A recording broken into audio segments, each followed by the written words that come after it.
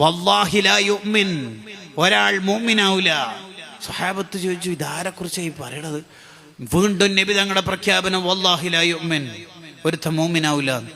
ഖാലു, സ്വഹാബത്തിന്റെ ചോദ്യം, തങ്ങൾ ആരെക്കുറിച്ചാണ് പറയണത് നബിയെ? അയൽവാസിക്ക് ഒരാൾ വരുമ്പോൾ തന്നെ ഭയങ്കര പേടി, അയാൾ മുഅ്മിനാവില്ല. നമ്മൾ വരുന്ന സമയത്ത് നമ്മളെ വണ്ടി കണ്ടപ്പോൾ അയൽവാസിക്ക് പേടി, അല്ലാഹ് എന്തെങ്കിലും ചെയ്യോ പറയോ, ആചാരെന്തെങ്കിലും ചെയ്തക്കോ. നമ്മളെ അയൽവാസിക്ക് പേടിയുണ്ടെങ്കിൽ നമ്മൾ മുഅ്മിനല്ല എന്ന് പ്രഖ്യാപിക്കുക. ഹദീസ് എങ്ങനെ? അയൽവാസികൾക്ക് മുഴുവനും, ചുറ്റുവട്ടത്തുള്ള റൂമുകാർക്കും റൂംമേറ്റ്സുകാർക്കും അയൽവാസികൾക്കും നമ്മെ എപ്പോഴാണോ നിർഭയത്വത്തോടുകൂടി കാണാൻ കഴിയുന്നത് അന്നാണ് നമ്മൾ മുഅ്മിനാവുന്നത്.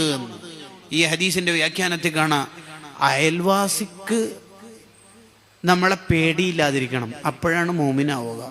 ഒരു മദ്യപാനിയായ ആള് അല്ലെങ്കിൽ ലഹരി ഉപയോഗിക്കുന്ന ആള്, പുതിയ കാലത്തെ ഭാഷയിൽ MDM തട്ടിയ ആള് നടന്നു വരുമ്പോ അയൽവാസിയെല്ലാം അടുക്കട്ടെ, ഉമ്മാരന്റെ മുട്ട് വിറക്കുന്നു, സഹോദരിയുടെ നെഞ്ച് പിടക്കാണ്, ഭാര്യ ഇങ്ങനെ പിടച്ചോണ്ടിരിക്കുക. പിന്നെ എങ്ങനെ ഇയാൾ മുഅ്മിനാവുക? അപ്പോൾ ഒരു മുഅ്മിൻ എങ്ങനെയാ ലഹരി ഉപയോഗിക്കുക? മോനെ, അതിൽ നിന്നൊക്കെ നമ്മൾ മാറിയേക്കണം. അവർക്ക് എപ്പോഴും ദ്വാരക്കണം. മാതാപിതാക്കൾക്ക് ദ്വാ ചെയ്യാത്തവരുടെ ജീവിതത്തിൽ ബർക്കത്ത് കുറയുന്ന. എല്ലാ വഖ്തും നിസ്കാര ശേഷം ഉപ്പാക്കും ഉമ്മാക്കും വേണ്ടി ദ്വാ ചെയ്യണം. നമുക്കറിയുന്ന ഭാഷയിൽ അല്ലാഹുവിനോട് പറയണം.